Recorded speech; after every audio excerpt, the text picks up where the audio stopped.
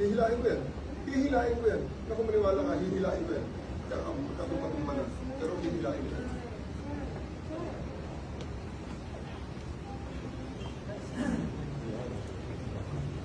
Mr. President, ako kung masusunod dito ngayon, reklamo niyo lang ako. Gusto niyang kausapin para lang klaro. Sino? Walang mas mataas sa akin. Ako na ang commander dito. Sir na ako, sir. Diretso rin niya ako sa aeroplano. Yes. Okay, sir. Your lawyers are witnesses. You can always file. You have to kill me.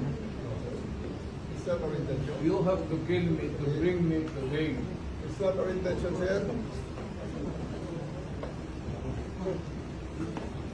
It's not our intention. It's not our intention, sir. Easy. Sir, di ba siya po yung lalaki? You know that you've done your duty. Okay? You've done your duty. Lalayan lang si Presidente.